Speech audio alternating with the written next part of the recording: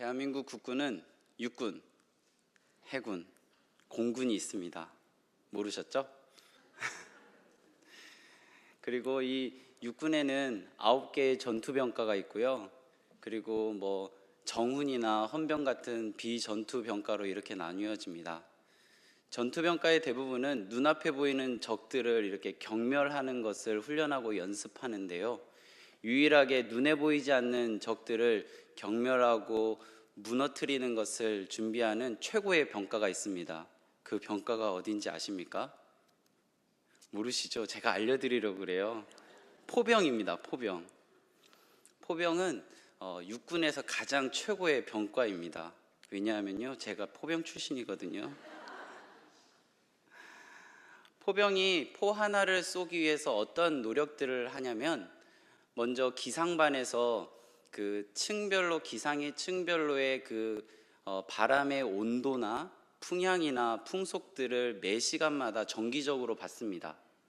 그리고 관측반이라고 있는데요, 사람이 직접 가서 보기도 하고 무인 항공기를 띄우기도 하고, 그리고 위성과 같은 그런 기계, 첨단 장비들을 통해서 적의 위치를 판별한 후에 사격주의라는 공간이 있는데요, 그 공간 안에서 그 모든 정보를 받은 후에 이 정도 하려면 어떤 탄을 써야 되고 어떤 장약이라고 해서 화약을 써야 되고 이런 것들을 다 계산하고 탄도를 어느 정도로 날려야 적을 정확하게 괴멸할 수 있다라고 하는 것이 계산이 떨어지면 그것을 쏘는 전포반에 그것을 하달하고 그것을 쏘는 그러한 포병입니다. 포 하나를 쏘기 위해서 많은 군인들이 노력해서 한 포가 날아가게 되는데요, 이 포를 하나 날리기 위해서 서로 간에 믿음이 없으면 불가능한 일입니다. 제가 실제로 경험했었던 일인데요, 관측반에서 정확하게 재원을 줬는데 사격지휘 하는 곳에서 실수로 100m를 당겨서 하달하면서 제가 사람들을 통제하는 곳 주변에 포가 떨어져서 뉴스에 나온 적도 있습니다. 이런 식으로 하나의 계산이 틀렸다라고 서로 생각하지 않고 포를 쏘기 때문에 그 모든 것들의 계산 수치 하나가 잘못되면 엄청난 피해가 있기도 하고 때로는 아군에게 피해를 주기도 하는 이런 포병에 포 하나 쏘는 것이 우리들의 신앙의 모습과 많이 비슷하다는 생각을 하면서 군 생활을 했습니다. 우리는 보이지 않는 적들을 바라보며 보이는 것처럼 생각하며 하루하루 살아갑니다. 포병이 어떠한 관측반의 이야기를 믿고 사격주의소에서 이야기하는 것을 믿고 한 발을 쏘는 것처럼 하나님 아버지의 말씀을 믿고 그것이 진짜라고 믿는 그 마음으로, 보지 못하는 것을 보는 것처럼 믿는 그 믿음으로 살아가는 우리들의 신앙의 모습이 하나님 아버지의 이름 가운데 한 걸음 한 걸음 옮기며 나아가는 모습이 포병이 훈련하는 이 모습과 많이 비슷합니다. 오늘 예배를 통해서 성령의 감동이 우리 안에 있음으로 인하여 하나님 아버지의 뜨거운 사랑이 우리들 안에 스며들고 하나님 아버지의 이름 가운데 적진을 향해 포 한 번 쏠 수 있는 믿음의 담력이 우리들 안에 있기를 간절히 바라고 소망합니다. 하나님 아버지께서 우리들 안에 살아가는 여러 가지 삶 속에서 믿음이라는 단어를 주실 때는 우리가 뭔가를 이렇게 눈앞에 보는 것을 믿는 것도 있지만 때로는 보지 못하는 것을 보는 것처럼 믿는 그러한 삶도 있습니다. 성경에 많이 나와 있는 이 1189장에 있는 이 이야기들이 때로는 실제로, 1189장에 있는 모든 이야기가 사실은 우리들이 보지 못한 이야기들입니다. 그런데 그 보지 못한 이야기들을 우리는 지금 믿고 그렇게 살아가려고 몸부림치고 있습니다. 이 몸부림을 지휘관 되신 하나님께서 보고 계시고 참 잘 쌌다라고 이야기하시며 우리들 머리 하나하나를 착하고 충성된 종이라 칭찬해 주실 줄로 믿습니다. 세상을 살아가는 이야기를 잠시 생각해 보겠습니다.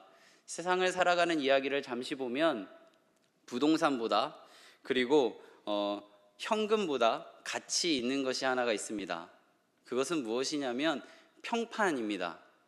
평판이 좋은 기업에 좋은 인재들이 많이 가게 되고, 그리고 가격 경쟁이 있어서도 평판이 좋은 기업의 물건들을 사람들이 많이 삼으로 인해서 그 소득의 그런 여러 가지 수익의 선순환이 이루어지는 그런 모습들을 우리가 볼 수 있습니다.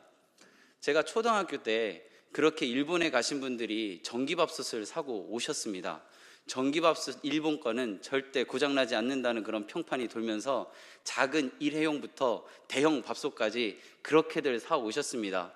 저희 집에도 한 5개 있었는데요. 왜 그렇게 했을까요? 국산보다는 일제가 전기밥솥은 좋아라는 평판이 있었기 때문입니다. 뭐 전기밥솥만 그런 게 아니라 우리가 어디 가면 이거 꼭 사야 되고 저기 가면 저거 꼭 먹어야 되고 왠지 안 먹으면 나중에 손해볼 것 같은데 동네 백화점 가면 있는 그런 거 많이 경험해 보지 않으셨습니까? 그리고 뭐 어디 아프면 어느 병원에 꼭 가야 되고 그 병원에서도 이 의사 선생님한테 해야만 하는 그러한 것들 경험했던 것 다 평판입니다. 좋은 평판 받은 사람들은요, 주변에 좋은 사람들이 많습니다. 좋은 평판을 받는 교회 주변에는 좋은 성도님들이 많이 옵니다.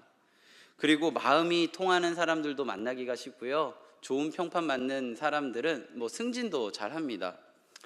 오늘도 세상에 많은 사람들은 더 좋은 평판을 받기 위해 그러한 게임 속에 뛰어든 선수와 같은 삶을 살아갑니다. 제가 한 5년 전에 고등학생들 성경고사 공부시킨 적이 있는데요. 그때 주로 성경 시험에 자주 나오는 게 어떤 사건은 몇 장에 있는가 이런 것입니다. 성경의 범위가 이게 마가복음이거든요. 마가복음에서 시험에 많이 나오는 장이요, 6장이에요. 여기 계신 분들도 한번 시험 삼아 한번 제 이야기를 잘 들어보시고 외워지는지 안 외워지는지 한번 해보시면 좋을 것 같습니다. 아마 외워질 겁니다. 안 외워지면요, 끝나고 저 만나서 더 공부하시고 가면 됩니다. 마가복음 6장에는요 총 6개의 사건이 있습니다. 외우기 쉽죠? 마가복음 6장이니까 사건이 몇 개일까요? 6개입니다. 벌써 다 외우셨네요. 신학대학원 올해 좀 지원해 보시면 좋을 것 같아요. 6개 사건을 제가 한번 좀 소개해 드리겠습니다. 예수님이 고향에서 배척받으셨습니다. 그리고 12제자를 파송하셨습니다. 세례 요한이 죽습니다. 그리고 오병이어 사건을 합니다. 그리고 예수님께서 무리를 거르시고요, 게네사렛 병자를 치유하십니다. 6개의 사건입니다. 그래서 제가 이것이 시험 문제에 많이 나오기 때문에 그 고등학생들에게 암기하기 쉽게 하기 위해서 이렇게 한 문장으로 암기하게 하는 암기법이 있는데요, 그걸로 이렇게 가르쳐 줬습니다. 예수님께서 고향에서 배척받으셔서 마음이 상하셔서 12제자를 파송했어. 12제자를 파송한 사이에 세례 요한이 배고파서 죽었어. 배고파서 죽어서 주변에 있는 사람들이 더 이상은 배고파서는 안 되겠기에 오병이어 사건을 하셨지.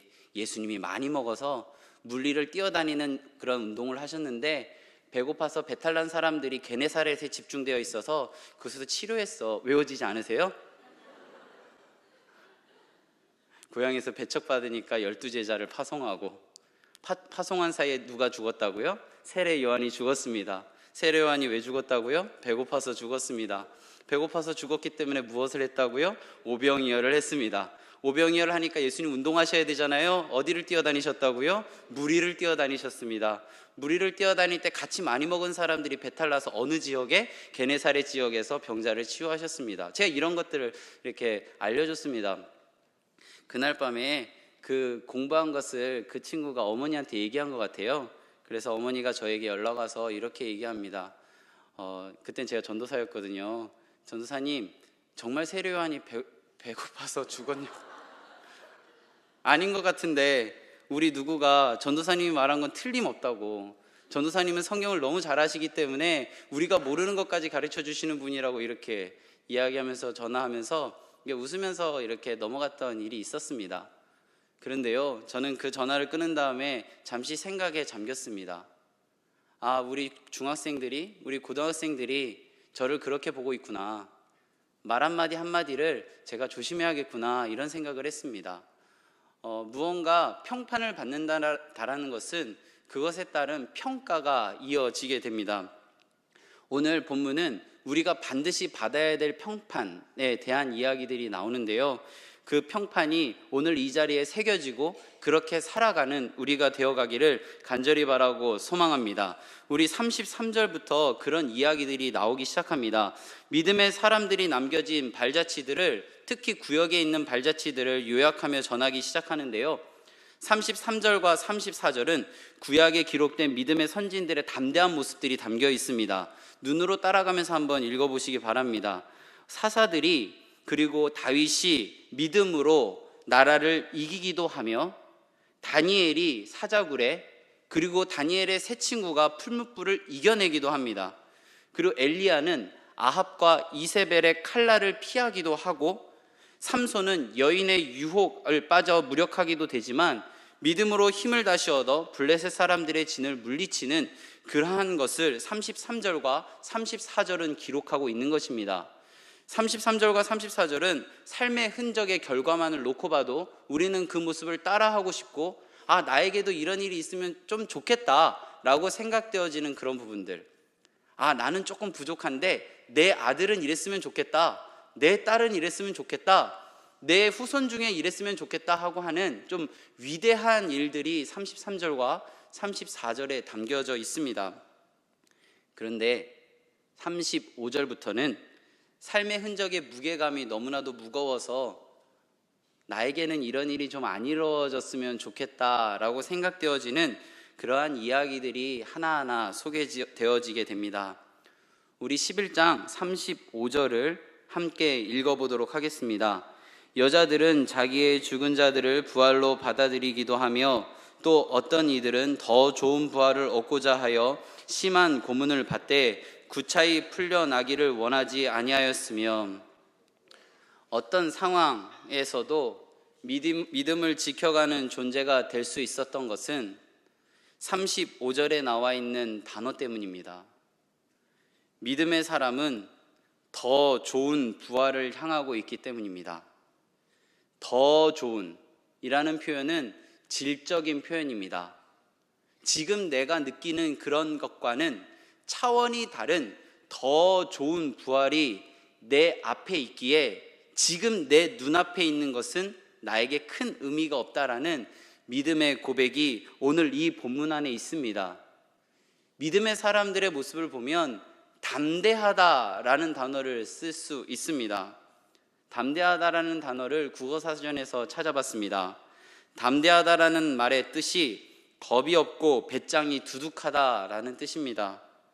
상상하기 힘든 박해 속에서, 그리고 죽음이라는 것이 점점 나에게 다가오는 이런 상황 속에서도 본질적으로 영원한 삶을 꿈꾸고 있기에 믿음으로 담대하게 서 있을 수 있었던 것입니다. 믿음의 사람은 36절 조롱, 채찍질 뿐 아니라 결박과 옥에 갇히는 시련을 받습니다. 37절입니다. 믿음의 사람으로 살아갔던 사람들의 여정이 계속해서 나오는데, 남유다의 멸망의 순간에 하나님의 뜻을 선포했던 예레미야는 돌에 맞아 죽었다고 합니다. 여호와께로 돌아가자고 외쳤던 이사야는 톱으로 잘리어서 살해당했다라고 합니다. 믿음으로 인해서 옷도 제대로 입지 못하고 가죽의 옷을 입어야만 하고 유랑 생활을 해야 했고 가난과 고난을 겪어야 했고 학대를 감내해야 했으며 가는 곳마다 비난과 학대와 부당한 대우를 받아야만 했습니다. 피신해 다니면서 숨어 살아야만 했습니다. 엘리야는 이러한 삶을 살아갈 때에 이세벨을 피해 돌아다닐 때의 성경은 로뎀나무 아래서 차라리 죽었으면 좋겠다라고 이야기할 것 하는 그러한 고통이 이 믿음의 선진들의 삶 가운데 있었습니다. 그런데 38절은 이렇게 기록합니다. 이런 사람은 세상이 감당하지 못하느니라. 믿음의 사람에 대한 평판은 무엇입니까? 세상이 감당하지 못한다입니다. 더 좋은 부활을 소망하고 있기에 어떠한 상황 속에서도 믿음으로 담대하게 살아갔던 믿음의 사람들을 세상이 감당할 수 없는 것입니다. 그래서 우리들의 눈에는 좀 뭔가 힘들게 살아가는 것 같지만 세상이 감당할 수 없기에, 세상이 그들을 담아두기에는 버겁기에 그 버거워하는 세상에서 떠나 그 유리하며 살아왔던 것입니다. 때로는 광야에서, 때로는 산에서, 동굴에서, 토굴에서 살아야 했지만 그들은 믿음으로 담대하게 세상을 향해 선포했습니다. 39절 말씀을 함께 읽도록 하겠습니다. 이 사람은 다 믿음으로 말미암아 증거를 받았으나 약속된 것을 받지 못하였으니. 성경은 믿음의 사람의 흔적을 소중하게 여기며 성경에 기록하고 있습니다. 하지만 믿음의 사람들은 증거를 받지는 못했습니다. 증거를 받았지만 약속을 받지는 못했습니다. 아브라함이 최초의 12장 1절, 2절, 3절에서 하나님께 이렇게 약속을 받습니다. 너는 너의 고향과 친척과 아버지의 집을 떠나 내가 너에게 보여줄 땅으로 가라. 그러면 너로 인하여 큰 민족을 만들고 너의 이름을 창대하게 하겠다라고 약속하였습니다.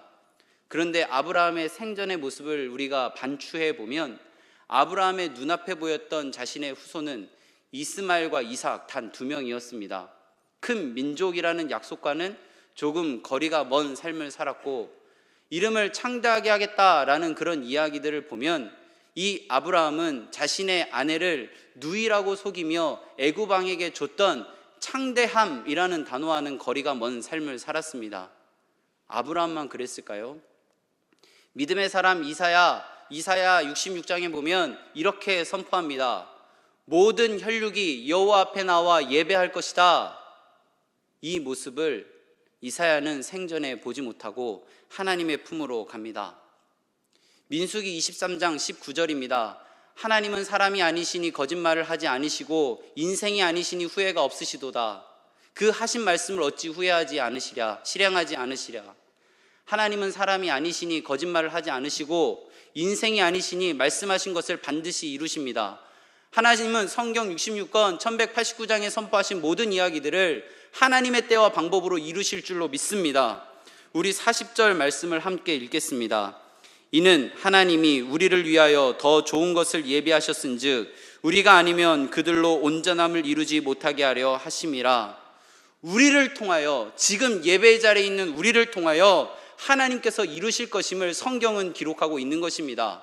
아브라함이 보지 못했던 그 모습, 이사야가 보지 못했던 그 모습을 우리를 통하여 이루시겠다라고 오늘 성경은 이야기하고 있습니다. 우리는 믿음으로 담대하게 세상에 나아가 세상이 감당할 수 없는 그러한 사람으로 정진해야 하겠습니다. 우리는 세상을 향해 이렇게 신앙 고백합니다. 나는 전능하신 하나님, 천지의 창조주를 믿습니다. 나는 그의 유일하신 아들 우리 주 예수 그리스도를 믿습니다. 그는 성령으로 잉태되어 동정녀 마리아에게서 나시고 본디오 빌라도에게 고난을 받아 십자가에 못 박혀 죽으시고 장사된 지 사흘 만에 죽은 자 가운데서 다시 살아나셨으며 하늘에 오르시어 전능하신 아버지 하나님 우편에 앉아 계시다가 거기로부터 살아있는 자와 죽은 자를 심판하러 오십니다. 나는 성령을 믿으며 거룩한 공교회와 성도의 교제와 죄를 용서받는 것과 몸의 부활과 영생을 믿습니다. 아멘. 우리는 이러한 신앙 고백을 이 교회에서 선포하는 것이 아니라 세상을 향해 외치는 믿음으로 담대하게 살아가는 그러한 믿음의 사람인 것입니다.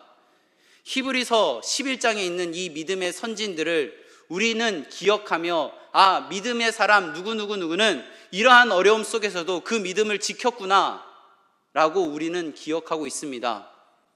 우리가 믿음으로 담대하게 세상이 감당할 수 없는 믿음의 발걸음을 옮기며 나아갈 때에 우리들의 이름을 후손들이 이렇게 기억할 것입니다.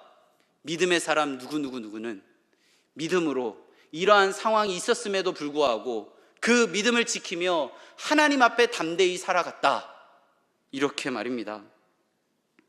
하나님께서 허락하신 이 호흡의 시간들, 하나님 아버지의 이름으로 선포되어지는 많은 이야기들, 주님의 뜻을 이루어드리는 도구로 세상 속에서 살아가길 소망합니다. 오늘 수요 예배가 마치면 우리 잠시 남아서 좀 기도했으면 좋겠습니다. 어떻게 기도하시냐면요, 하나님, 믿음으로 담대하게 살아가고 싶은데요, 제 삶 가운데 이러한 부분들이 그렇게 살아가기에 조금 어렵게 하는 것 같습니다. 이것이 저의 삶 가운데 장애물입니다 라고 고백하시기 바랍니다.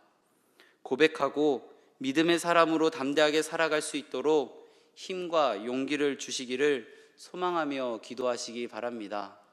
우리는 전능하신 천지 만물을 창조하신 하나님을 믿는 믿음 안에 있습니다. 동정녀 마리아에게 태어나셨고 우리의 죄 때문에 십자가에 달려 돌아가셨으며 어느 누구도 이겨내지 못한 사망 권세를 이기신 예수 그리스도를 믿는 믿음 안에 있습니다. 하나님이 세상을 사랑하사 아들을 주셨습니다. 우리는 그 하나님을 믿으면, 예수님을 믿으면 멸망하지 않고 영생을 얻게 되는 것입니다. 우리의 의지로는 1초도 뒤로 되돌릴 수 없는 무기력함, 들숨과 날숨조차도 내 마음대로 할 수 없는 육적인 연약함이 지금 이 순간에도 있지만, 선한 목자 되시는 하나님께서 우리를 인도하시기에 이 모든 것이 은혜입니다 라고 고백하며 세상이 감당하지 못하는 믿음의 사람으로 세상 속에서 살아가는 그리스도인 되기를 간절히 바라고 소망합니다. 히브리서 11장에 보면 믿음의 이야기들이 참 많습니다. 그 믿음의 이야기는 지금도 쓰여지고 있습니다. 우리 수서교회 성도들의 이름 하나하나가 히브리서 11장 이 뒤편에 쓰여지고 있습니다. 하나님 나라 생명책에 기록되어지고 있습니다. 우리 그 믿음으로 하나님 품에 가는 그날까지 믿음으로 담대하게 세상 속에서 승리하며 살아가기를 간절히 바라고 소망합니다. 십자가의 도가 멸망하는 자들에게는 미련한 것입니다. 구원을 받는 우리에게는 하나님의 능력입니다. 내가 그리스도와 함께 십자가에 못 박혀 죽었나니 그런즉 이제는 내가 사는 것이 아니요 내 안에 계신 그리스도께서 사시는 것입니다. 나를 사랑하사 나를 위하여 자기 자신을 버리신 하나님 아버지를 믿는 믿음 안에서 우리는 살아가고 있는 것입니다. 그래서 나의 나된 것은 오로지 무엇입니까? 하나님의 은혜입니다. 그 은혜가 우리들의 삶 가운데 날로 넘쳐나서 세상 속에 흘러가기를 간절히 바라고 축원합니다. 우리 말씀을 기억하며 함께 기도하겠습니다. 믿음의 사람으로 세상이 감당하지 못하는 삶 살아갈 수 있도록 힘과 용기를 더하여 주옵소서. 주님께서 더 좋은 것을 예비하셨음을 믿고 세상 속에서 담대하게 살아가게 하옵소서. 함께 기도하겠습니다.